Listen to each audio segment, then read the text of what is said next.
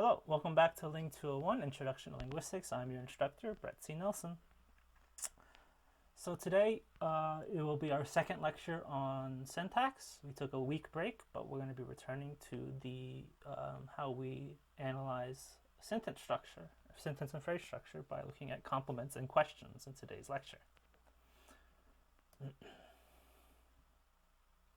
So the readings for today were the second half of Chapter 5 on syntax and contemporary linguistic analysis, so sections 2 through 4. Announcements for this week: on Thursday, the feedback survey number 3 will be due. This is optional, of course, on D2L. So if you have any questions, anything you'd like to share with me or the instructors or the TAs or the past leader, you could do that on that survey.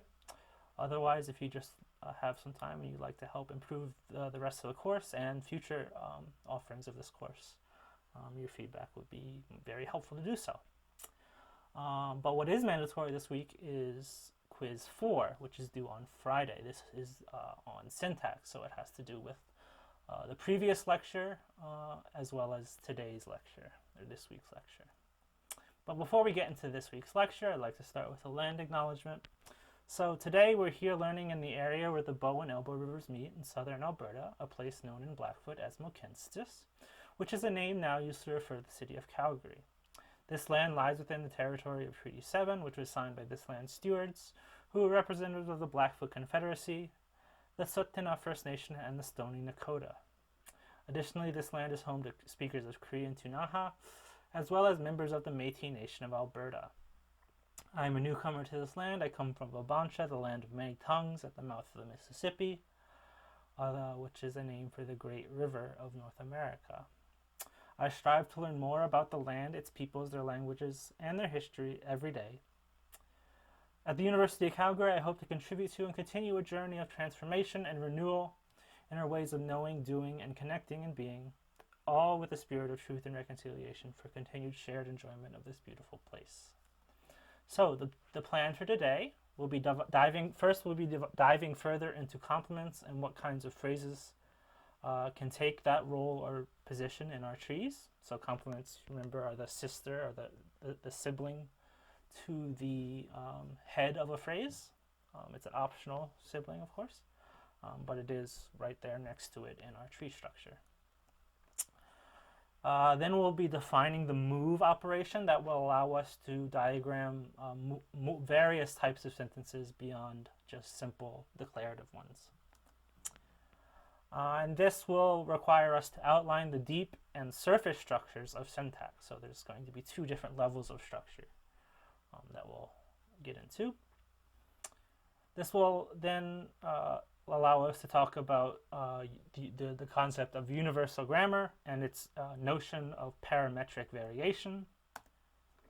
And we'll define that with a couple of parameters that languages can follow. But first, we'll start with the complements. So to the previous lecture, we talked about heads having specifiers and complements. Today's lecture will be really clarifying and deepening our understanding of what's so special about a complement in our phrase structure, or X-bar rules. So complements occupy the position which is adjacent or a sibling to the head, whereas the specifier is kind of above and to the left or the right. The complement is always right next to the head, again, either to the left or to the right. So complements are going to always be phrases, whereas heads are always aren't always phrases, nor are specifiers always phrases. Complements are always phrases. And so, we saw plenty of complements in the last lecture. We saw, for example, that the T heads take VPs, verb phrases, as their complements when they're forming a TP tense phrase, or a sentence. And so if you want to diagram that here, we see we have that empty T head with the minus past feature, the specifier up and to the left being the linguist, and then the verb phrase sees the wug to the right. And so we merge all of those together to get the TP, the linguist, sees the wug. And so this whole verb phrase is the complement to that empty T head, sees the wug. But you might be wondering what kind of variation that exists for how different heads can combine with different complements. And of course there is lots of variation, and so we'll outline the various types of complements that the various heads can take. So we'll start with verbs, because these are a bit varied in the types of complements that they can take. So verbs do take a variety of complements. However, only some verbs are allowed to take a complement at all. Some can't take a complement. But we'll start here with one that does. So the lion devours the gazelle. So content warning, we're going to have some lions eating things and devouring things here. And so in the sentence, the lion devours the gazelle, the head of the verb phrase is devours, whereas its complement is the gazelle. And so you might have previously understood this as being the object of the verb, and of course it is. But specifically, it is a noun phrase complement to the verb devours. And so this leads us into the concept of transitivity of verbs. And so verbs that require an object are considered transitive verbs. So these are verb heads that require something to be in their complement. And usually this complement will be an NP, like it is here with the gazelle. So if we were to diagram this out, everything above doesn't really matter. We're talking about the verb phrase here. So we have the verb head devours, and its sibling, the complement noun phrase, the gazelle. So devours the gazelle is our verb phrase. On the other hand, within this concept of transitivity, you can have verbs which can never take an object. So we can have a sentence like the gazelle died, perhaps as being devoured by the gazelle or by the lion. But here we just have the gazelle died. And so this is an example of an intransitive verb where the verb does not take any object as its complement. And so if we were to diagram this sentence out, we just end at the verb phrase. There's no complement to this verb. We just get the end of the sentence. The gazelle died.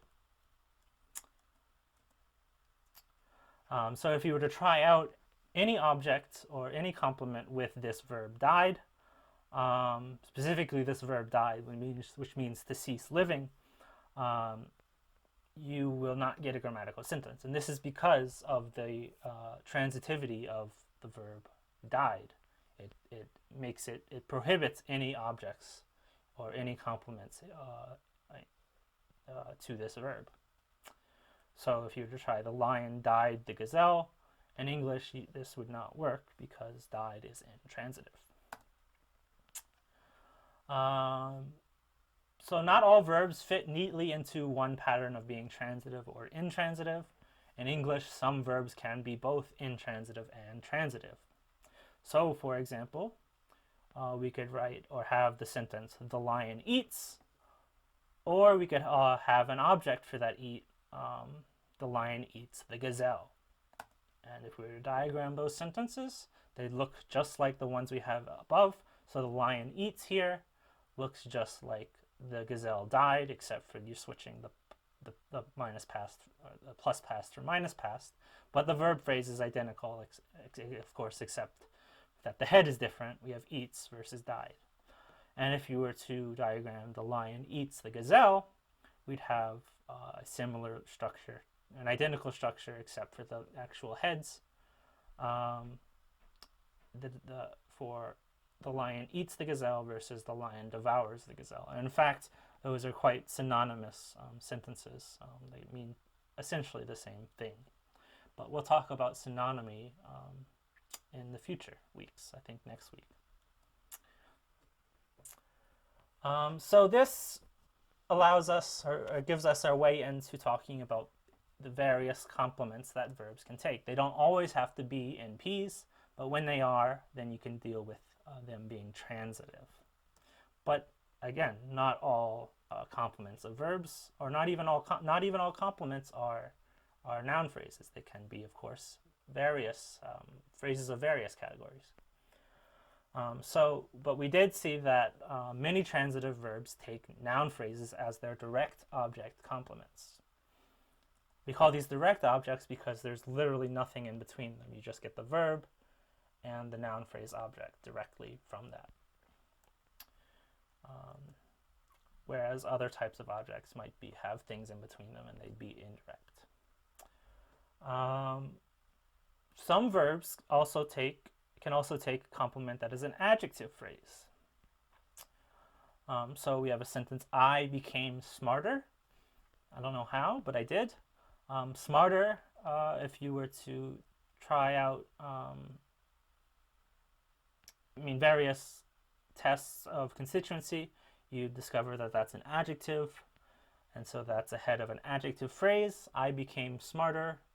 And so if we were to diagram that, we'd have, again, a similar looking structure, except instead of the NP complement, we'd have the AP adjective phrase complement smarter. I became smarter.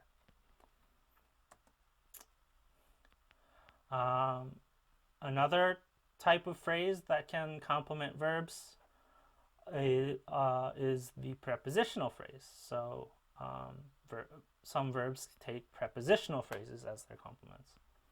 And these are actually going to be some of your indirect objects. In this case, it's less of an indirect object and more of a goal, which again we'll talk about in the future weeks when it comes to semantics. But we went to the moon. Went is our head of the verb, and its complement is to the moon. So our verb phrase is went to the moon. So again, if we were to structure that, we'd have the TP structure above it with the subject and the tense head. And then our verb phrase, we have the verb head V, went, followed by its complement prepositional phrase, to the moon, which is headed by the preposition to. And its complement is the noun phrase, the moon, which is headed by moon.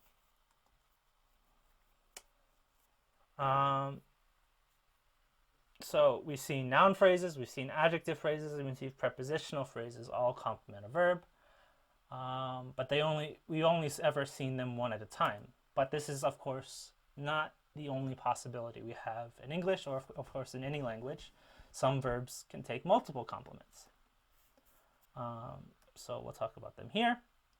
And this has to do with combining direct objects with indirect objects. So here we have I baked them a cake. We have two different entities that are complementing the verb. You can, of course, just bake. I baked. I could bake them. Maybe not. I could definitely bake a cake, and I could bake them a cake. So here I'm baking them a cake. So we have the noun phrase as our subject, I, the T head, which is plus past, and then the verb phrase. And here we're breaking from the rule of binarity because these are going to be equally ranked complements to the verb baked.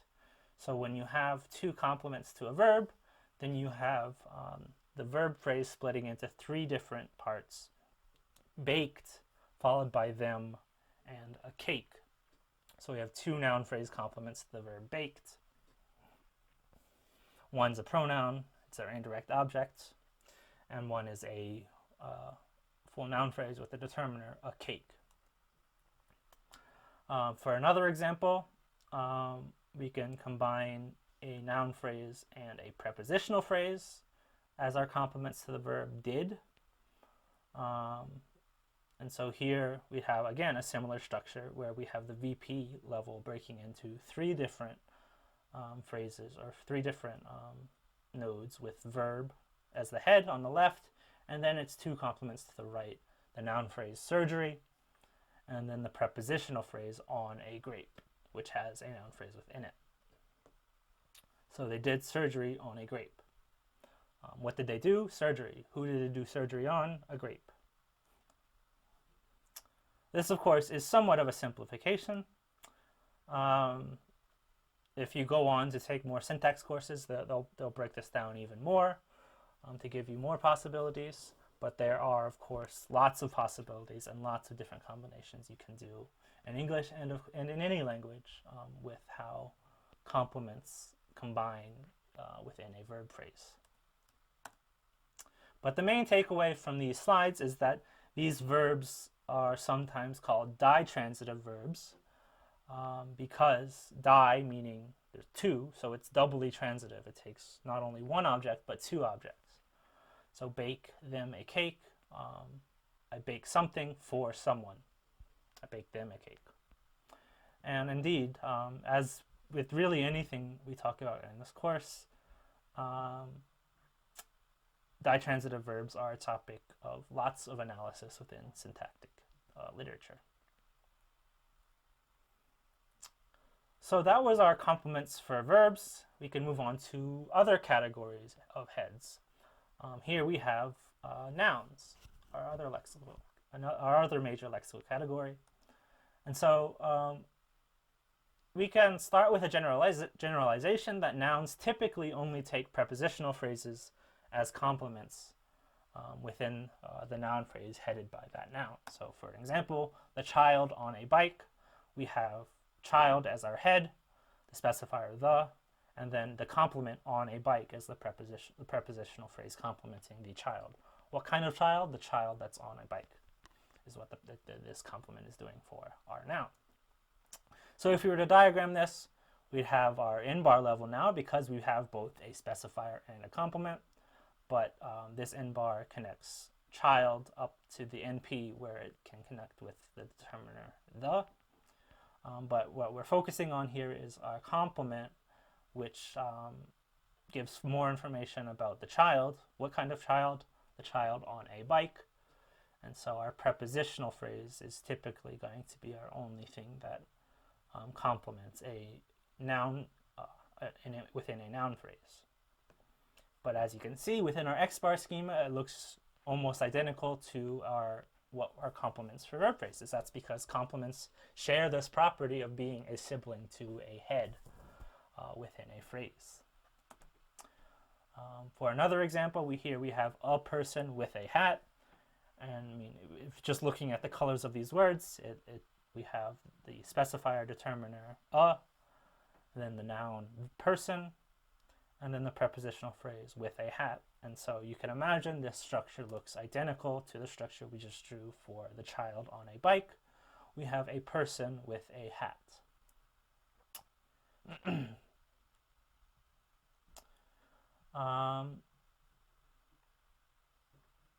So it's also possible for nouns not to have a complement at all. And so, I mean, we've seen plenty of these, and in fact, there are noun phrases without complements here within these prepositional phrases, and those are here. So we have this noun phrase that which is a hat, with just a specifier determiner a, and the head hat. And so that's our complement to this prepositional phrase here, which is a hint, I guess, for a future slide. But you can imagine as well that this noun phrase within this prepositional phrase, a bike, looks identical to this one, a hat, except instead of a hat, you have a bike. And so again, we're seeing these commonalities across within various different types of phrases. They have very similar structures. And indeed, all of our phrases have very similar structures across the board. So moving on from nouns, we have what kinds of things that can complement adjectives. So adjectives, as you might recall, are the words which describe nouns. And similar to nouns, adjectives also prefer just prepositional phrases as their complements. So we can have a sentence, I am sick, which is we have the verb am with its complement sick, which is an adjective, but this adjective can also have a complement, and usually this complement will be a prepositional phrase. So I am sick, but it could also be I am sick of the hatred. So we have our prepositional phrase headed by this preposition of. And so if we were to diagram this, it again would look quite similar, except we're getting a bit longer. We're going to focus here at the adjective phrase level, which is already the complement to this verb. But we have the adjective sick being complemented by the prepositional phrase of the hatred. And so as I said, the head of this prepositional phrase is the preposition of, and of course, prepositions typically have a complement of their own. In this case, it's the noun phrase, the hatred. So again, we're just embedding phrases within phrases, and typically this occurs at the complement level, which is what we've seen. So here, each of these phrases right here is a complement all the way up. Yeah, adjective phrase is a complement to the verb, prepositional phrase is a complement to the adjective, and the noun phrase is complement to the preposition. Just because we're doing examples in pairs, here's another example of an adjective being complemented by a prepositional phrase. He was thankful for the party. So we could just end the sentence that he was thankful.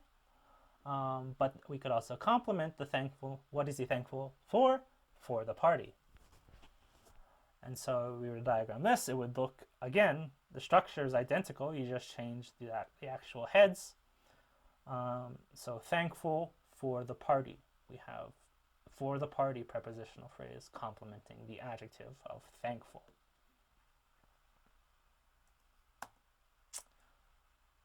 And of course, as I hinted, adjectives don't need this preposition. Again, typically, if a head is a head, it doesn't necessarily need a complement or even a specifier. It can just stand on its own as the head of its kind of bare phrase. So as I said with I am sick or he was thankful, she is happy. And so we diagram that. We just have the adjective phrase going down into the head, the only obligatory part of the phrase, happy. So she is happy is the verb. Its complement is the adjective phrase, which has no complement. So she's happy, and so are we. And so we can move on to prepositions. So as I hinted again, on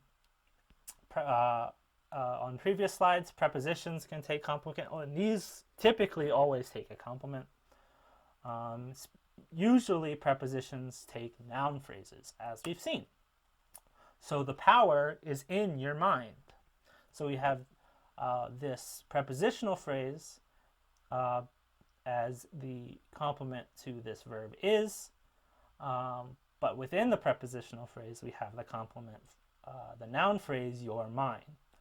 And so you can imagine what kind of structure this looks like. It looks like a head with a complement.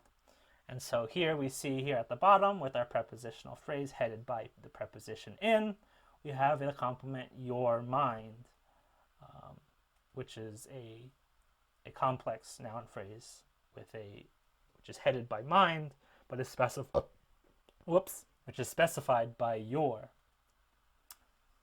Sorry about that.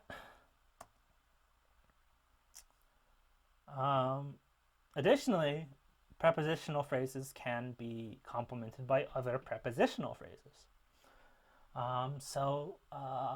Getting around to that time, up on the housetop is a prepositional phrase which is headed by up, but its complement is on the housetop, another prepositional phrase. And so we could put this prepositional phrase as the complement to a verb, went, of course, but we're focusing here down below at the preposition up being complemented by a prepositional phrase on the housetop. And within this prepositional phrase, the preposition on is being complemented by the noun phrase, the housetop. And again, this is a bit rare, but prepositions don't necessarily need a complement. The patient came to. They woke up. They recovered from their fainting spell, perhaps, or their coma. They came to. So here we just have a prepositional phrase which is headed by the preposition to, but there's no specifier and no complement. It's just a single word prepositional phrase, which is acting as the complement itself to the verb came to. Within the sentence, the patient came to. So again, we've seen that heads can take various phrases of different types as their complements, or they could take none at all and just be a head without a complement, because all that we require in our phrases is a head, and the complement is an optional addition to that. So this gets us into perhaps one of the most important types of complements, the complement clause. So I don't know if we defined it last week or last time, but a clause is basically an idea that can be expressed as a sentence. So clause and sentence are somewhat interchangeable. There are some clauses, however, that act as complements. And so when this occurs, we call them complement clauses. And so it refers to ideas that can be expressed as TPs, sentences, but are acting as a complement to something else. So it isn't a particular lexical category. Instead, it's talking about a whole sentence acting as a complement. And so you can get cases where, of course, that sentence is acting as a complement. The class knows that linguistics is fun. So what kind of phrase is this complement? Well, I kind of just told you, it's a whole sentence. Linguistics is fun can stand on its own as a sentence, but it can also serve as a complement to a verb in part of a larger sentence. So the class knows that linguistics is fun. And when it does that, it might require an additional word, that, which we'll touch on in a bit. But we call these complement clauses or complement phrasers clauses which are embedded within other clauses. And so just as any other complement, they're a phrase, and so that's why we call them CPs, complement phrases. When you have here the complement phrase, the sentence in which it's embedded is going to be called the matrix clause, because the matrix is everything that something exists within, like the movies, you exist within the matrix. The matrix clause is where the complement clause or the complement phrase is going to be existing within or embedded within in the matrix. So to give an example of a complement clause, to give an example of a diagram of this complement clause, we'll diagram the class knows. This is just going to be our typical TP sentence with our subject noun phrase, the class, the empty T head minus past, and then the verb heading the verb phrase knows, but the complement of this verb phrase is going to be this whole CP. And so to do this, we have our CP level, and so that's going to be our complement phrase, our complement clause, which will allow us to have a phrase in the complement position. But that linguistics is fun is different than just linguistics is fun. So what is this word that doing? Well, it is helping to facilitate that the sentence becoming a complement. And so this is going to be called our complementizer, that. And then once you have that complementizer, you can then have its complement being the regular sentence that we just said. Linguistics is fun is a sentence.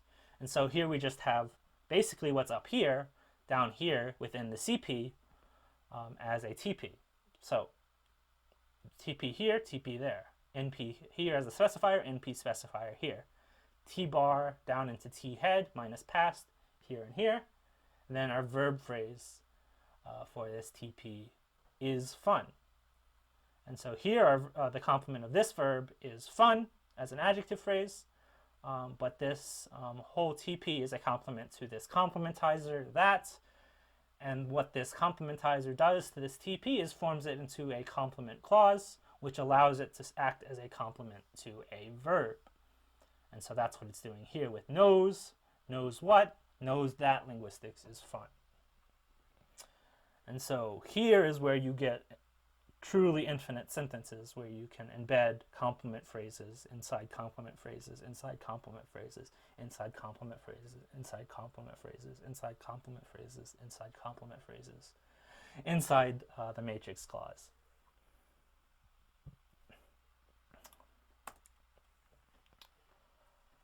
And so this brings us into, now that we have infinitely long declarative sentences, we can start to talk about other types of sentences, specifically questions, or as you might know them, interrogative sentences.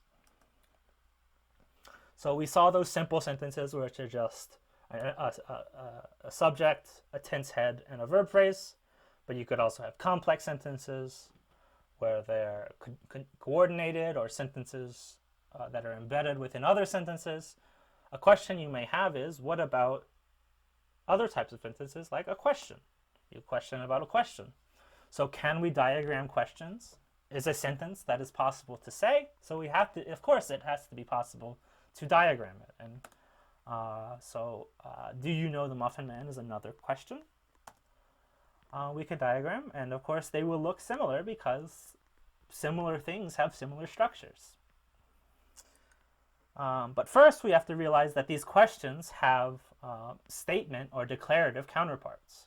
So can we diagram sentences has a declarative answer to that. Yes, we can diagram questions. Can we diagram questions can be answered by we can diagram questions. And do you know the Muffin Man has a declarative counterpart. You do know the Muffin Man, or you know the Muffin Man. And so once you realize that every question has a declarative counterpart, you can start to go back and forth between them. And the way we do this is by moving. If you haven't noticed, there are differences in word order between questions and declarative sentences in English. And this is done by an operation we'll call move, because that's what it does. It moves. So to achieve the difference between declarative and interrogatives or questions, we just need to move, in this case, one word, the auxiliary verb. And so the move operation, as we'll define it, is what happens when you move an element to a higher position in the tree. So for our purposes, our only movement will be upwards in the tree. Upwards, and usually upwards and slightly to the left, but always higher, so we just call it moving up.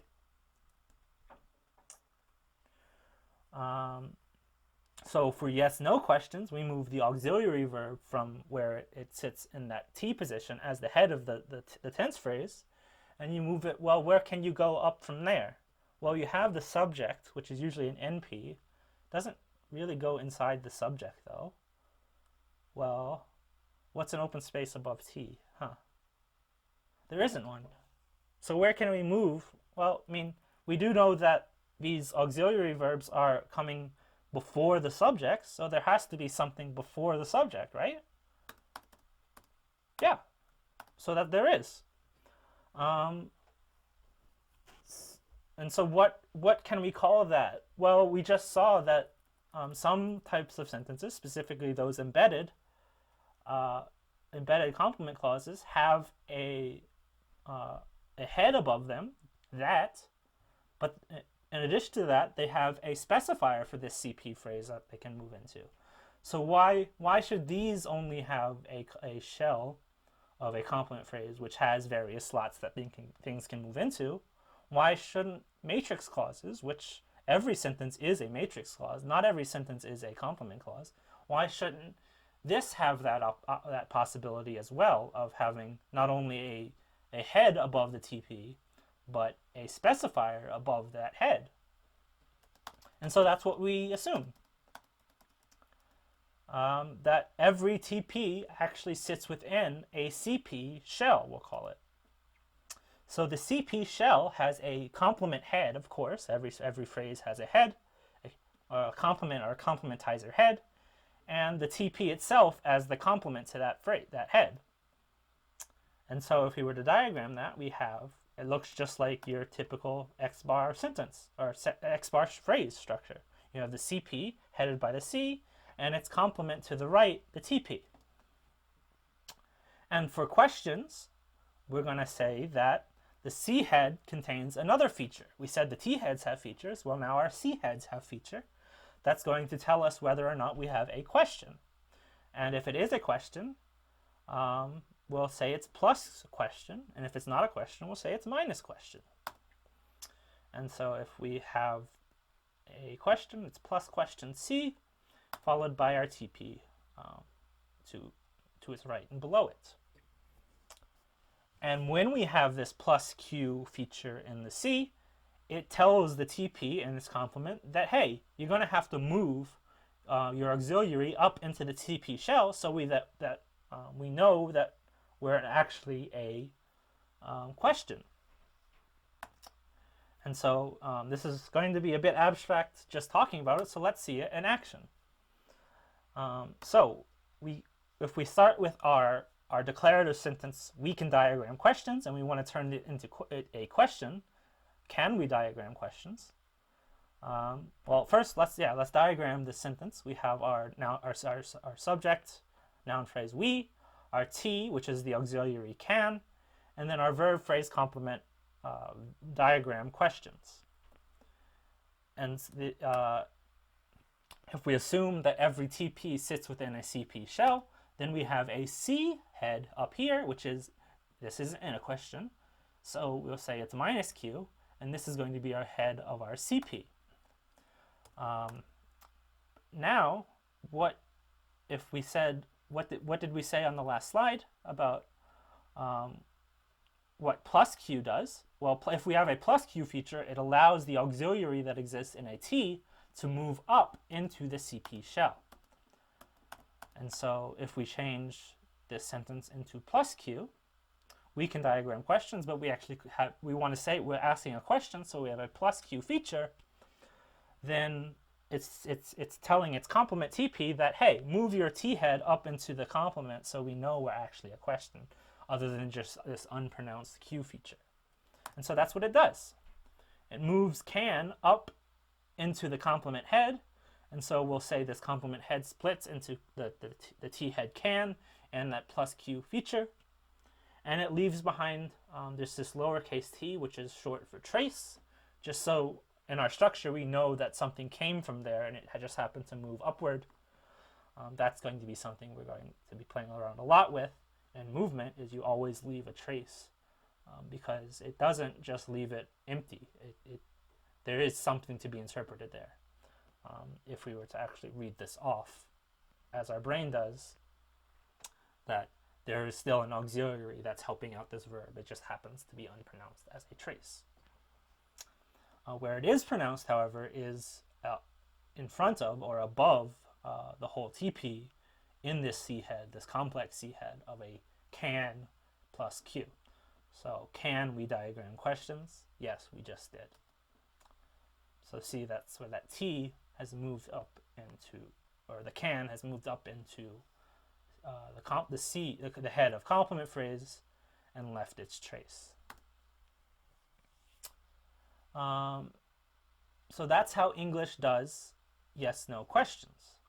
But not all languages do this with moving or inverting where the auxiliary verb is in relation to the subject.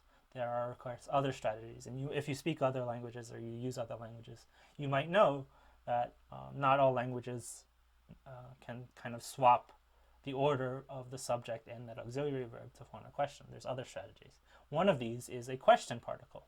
So some languages, instead of moving things around syntactically, just add a word or a morpheme specifically to indicate the yes or no question. And this is called a question particle because it's a particle that does just that. It asks a question. So this is going to be our word or morpheme that indicates that the sentence is in fact a question. The language that I'm writing my thesis on, Calgary, has a question particle for yes/no questions. So if we have a declarative sentence, "Uts awach," you are well. If you want to make that a question, you would just add the question particle to the front of the sentence, "la." So you'd have "La uts awach." Are you well? And in fact, this is the common greeting in Calgary. "La uts awach." Are you? How are you doing? ¿Cómo estás? How are you? ¿Cómo se va? La uts awach. Another language with a question particle is Mandarin Chinese. And so here we have "Ni hui zhuangwen." You speak Chinese, or Chinese language. If you want to make this a question, instead of adding something to the beginning, you add it to the end. If you are familiar with Chinese, this question particle is "ma." So instead of saying "Ni hui zhuangwen," you speak Chinese. If you want to ask, do you speak Chinese, you just add something to the end, "ma." "Ni hui zhuangwen ma" is, do you speak Chinese? So we're not going to be diagramming much of languages other than English in this course, but know, if you're interested in these languages, that these words are in fact just C heads that overtly express the plus Q feature without having to move into it like we do in English. So the movement from the T head to the C head is unnecessary in those languages. But what this does provide evidence for is that because a word can exist in those positions in these languages, then this is solid evidence that these positions actually exist within our syntactic tree, which is again similar to reasons why we know that the T head exists even when there is nothing in the T position. It still has features that it needs to express. In English, that's plus or minus past, just like the C head has features it needs to express with plus or minus Q. But that's not the only type of question that exists in English or indeed in any language. There are other questions besides yes/no questions. And we'll call these questions, which these questions are looking for more specific information than just yes or no, whether something's true. It's looking for a specific, more information about who is doing something, what they're doing, why they're doing it, how. Yeah, so who, what, where, when, why, how. So these are our WH words, our question words. And so another way to think about these questions is that they're looking for specific content, and so they're content questions. So what is a content question? Well, this is a content question. And so that is an example of a content or WH question. And in English, we use WH words. What? Where will my cat sleep? So yeah, kind of an Anglo-centric thing about syntax or in grammar is we call them WH questions because in English, most of them start with WH. Who, what, where. Who, what, which, where, when, why, and how. How is a bit of an exception, but it does still have W and H, just not in that order. And in fact, each of these is a WH word that's looking for the content of a specific category, a specific syntactic category. And so what is who? Well, what's the answer to who is always a noun phrase. What is what? It's also a noun phrase. It's just less animate than who. Which, again, it's another type of noun phrase. Where? It's usually going to be a prepositional phrase. When,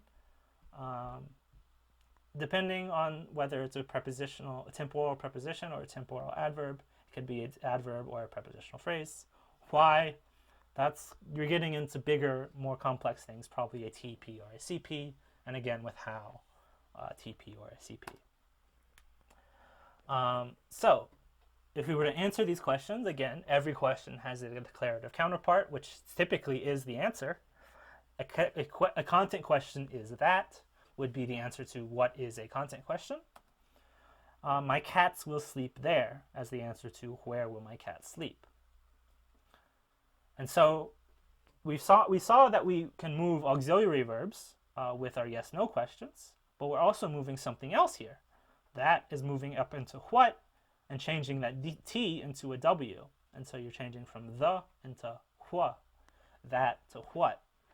And then the same thing for there. My cats will sleep there. They're sleeping.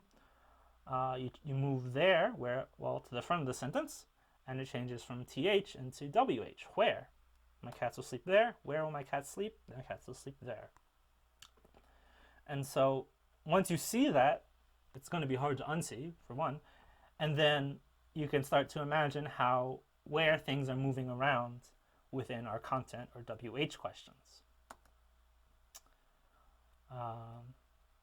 So the answer to a WH question is always a word of its category or a phrase of its category, possibly, or usually, in English case, in a different position. And so we'll call this type of movement WH movement.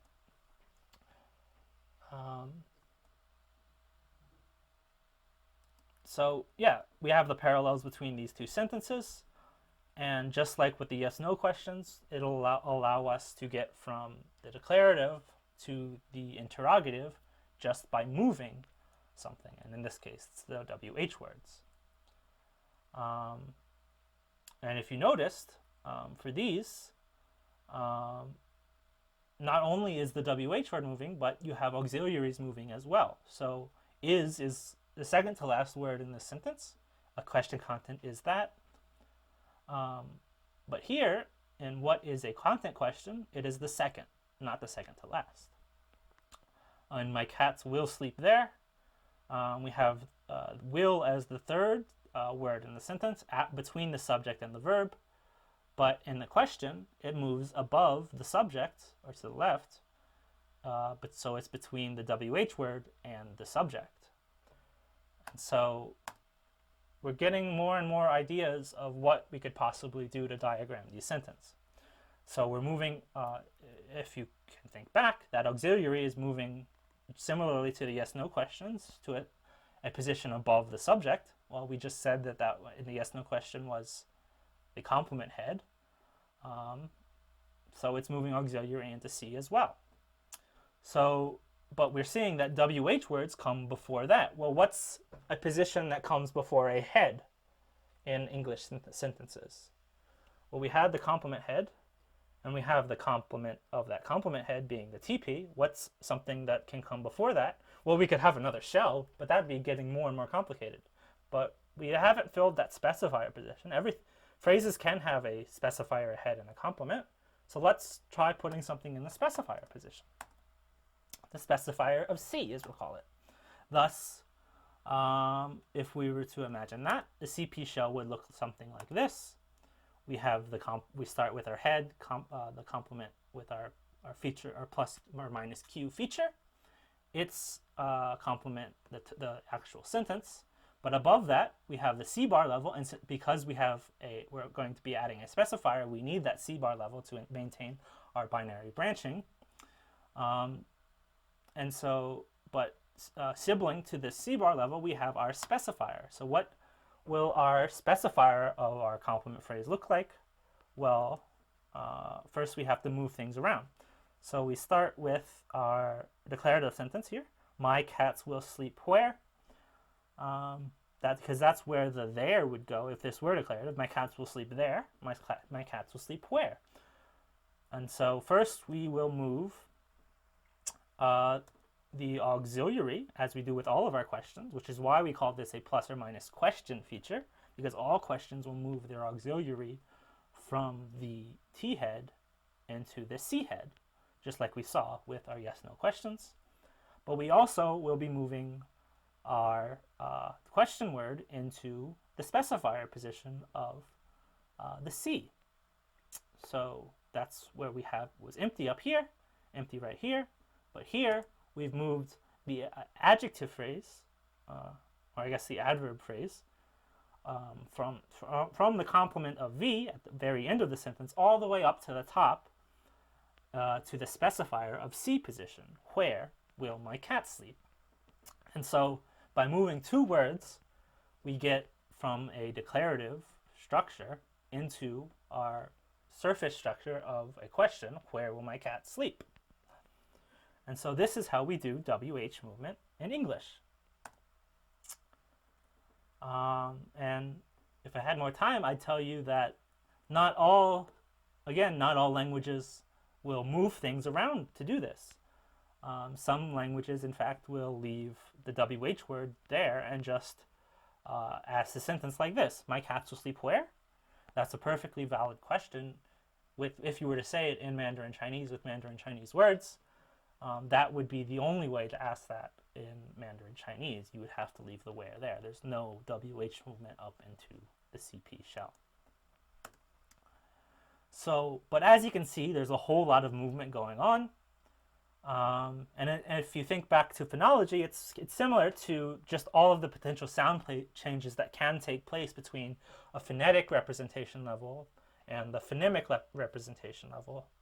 In phonology, we can posit or model our syntax similar to that.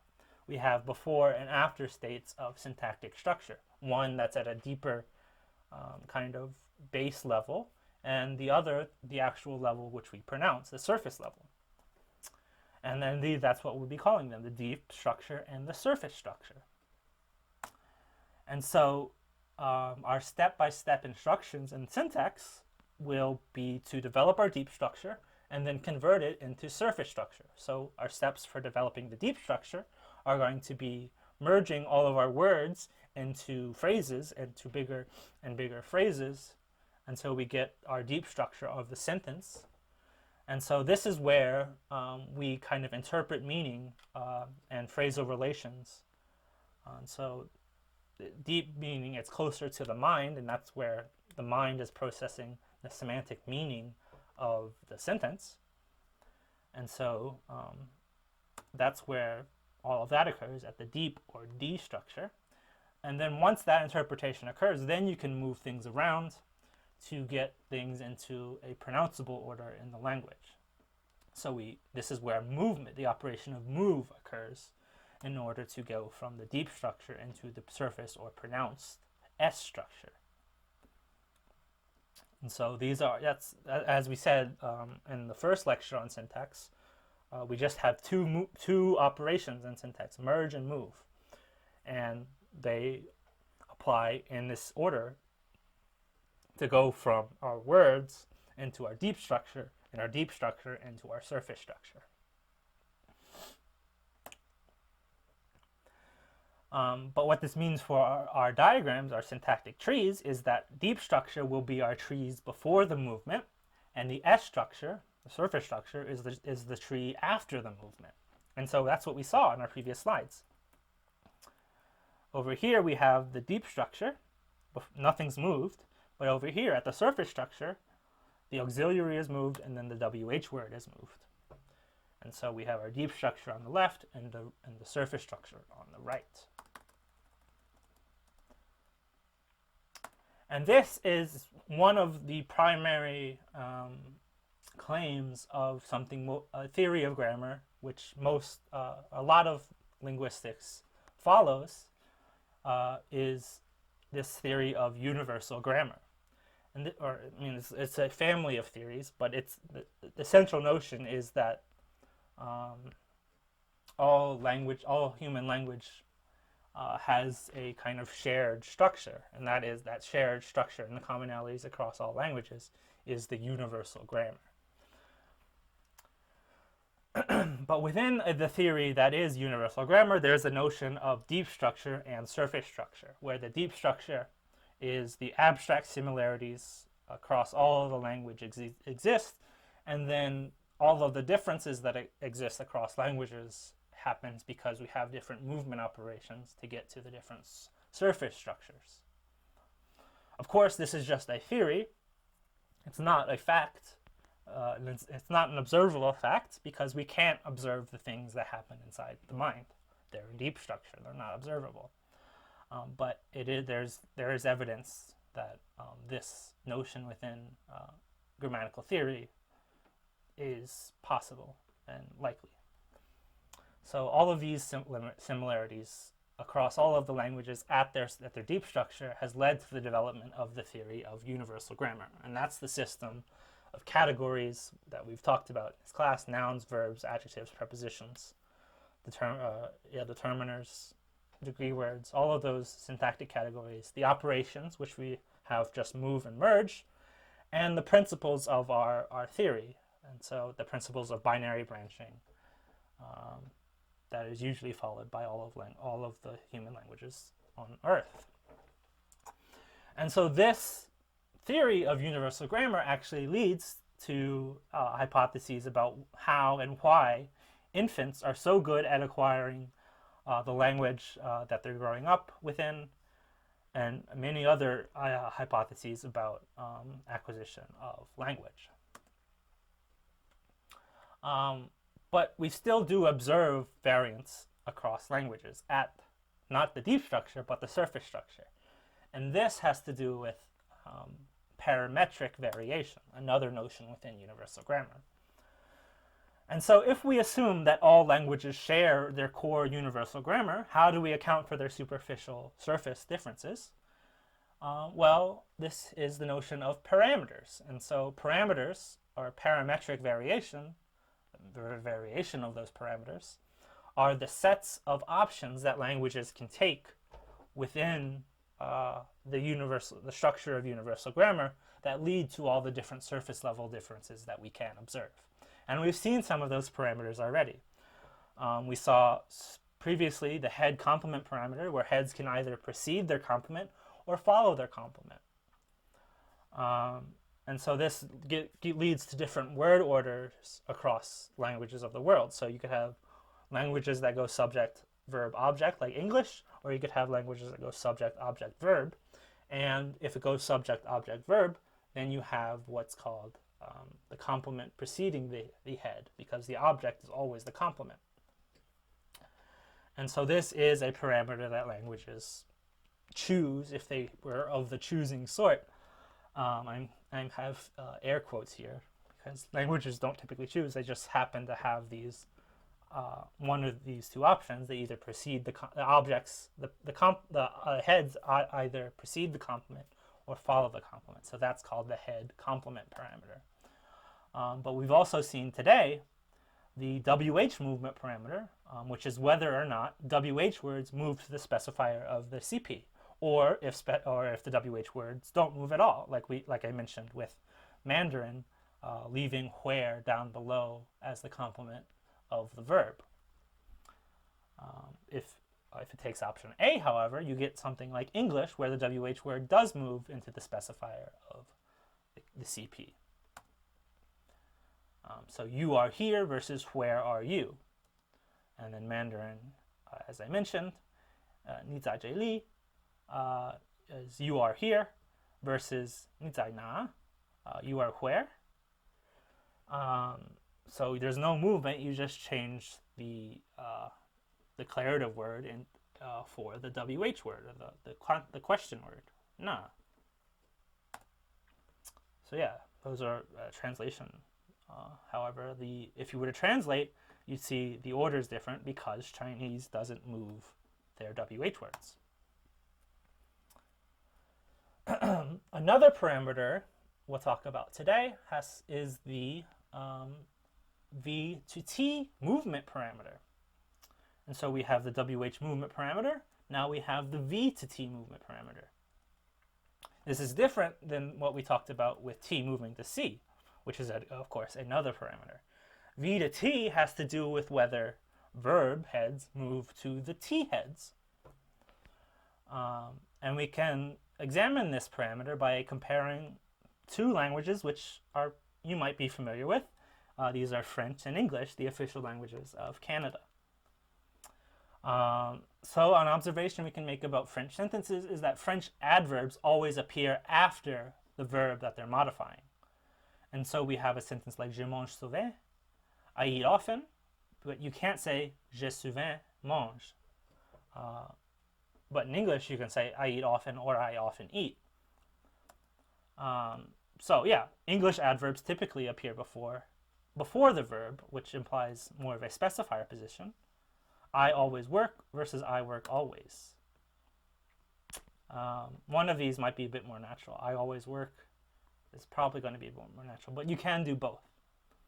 And that just happens to do with where the adverb is attaching. But French the only possibility is je mange souvent. You cannot say je souvent mange. And this is because French always moves verb heads into the T position in order to have that a more solid connection between the verb and the inflection that's given by the tense in the T position. And then, so what this is doing is you're moving that V from inside the VP, outside the VP, above the whole VP. And so the deep structure for French would look like this: J'ai souvent mange. However, because it has the V to T movement parameter, which tells it always to move V to T, then, and to get to the surface structure of French, it moves mange, the verb, which is the last word of the sentence, from there up into the T head, and so it combines with the minus past feature to get je mange souvent.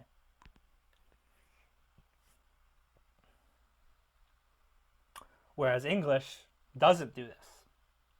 I always work, or I always work, or I always eat. It can, the verb is the last word in the sentence, like it is here in the deep structure, because it doesn't move anything from the deep structure to the surface structure to get to English. So just to be clear, the mange moves from the verb head to the T head, leaving a trace behind, and then we label that movement with an arrow. So yeah, that's V to T movement that happens and gets you specific word orders that you can only have in French, but that English doesn't need to do, or doesn't do, and so it doesn't require a specific word order like je mange souvent. But what this implies, since we have T to C movement and we have V to T movement, does that mean you could get V to T to C movement? Well, yeah.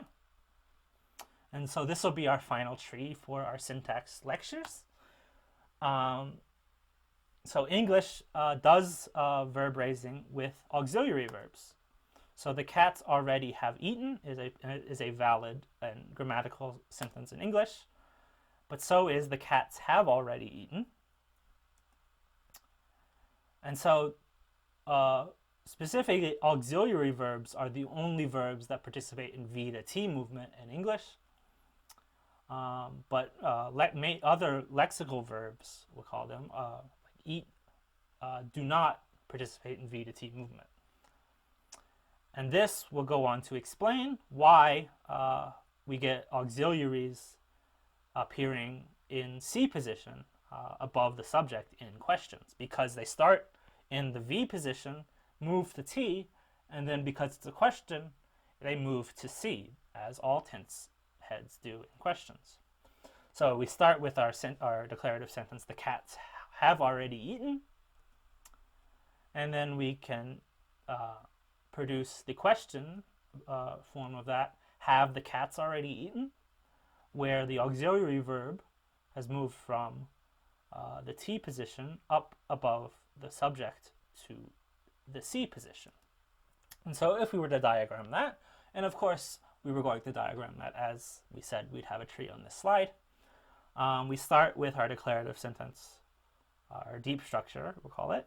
The cats already have eaten, where we have a verb head with its complement of the verb phrase eaten.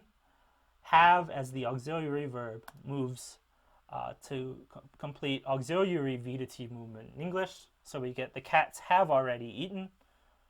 But if we were to form this into a question, you'd have another application of the move operation, where the T head moves into the C position. And so you get from this intermediate level where you moved, which shows that you moved the auxiliary verb from the V head into the T head to get the complex V minus PST T head. And then you have another move operation to get all of that into the C head, which is now verb minus PST, and then up you get plus Q. So this have is now the C head, which has these features of minus PST and plus Q as well. And so that is how you get from a sentence which has an auxiliary at the deep structure into a sentence which has the auxiliary moved into the T position, into the sentence which has moved the T position, which has the auxiliary from the V position, up into the C position. So questions are about as complicated as we will get in this course. And so that's where I will leave syntax for now.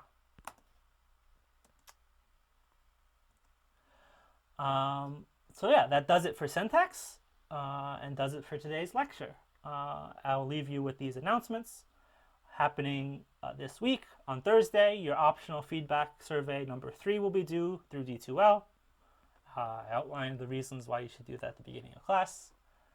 But on Friday, the quiz for this syntax chapter will be due, quiz number 4, via D2L. So get that done by Friday. As for next week, we'll be moving on to semantics. I've hinted a lot about semantics throughout the whole course, and now we're finally going to be talking about meaning. So for next week, the readings will be from Chapter 6 of Contemporary Linguistic Analysis, Sections 0 through 3.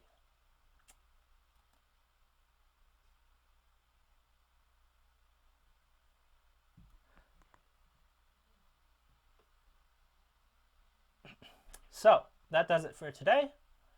Thank you for watching. Don't forget to like, comment, and subscribe, and you will hear me next week. Take care.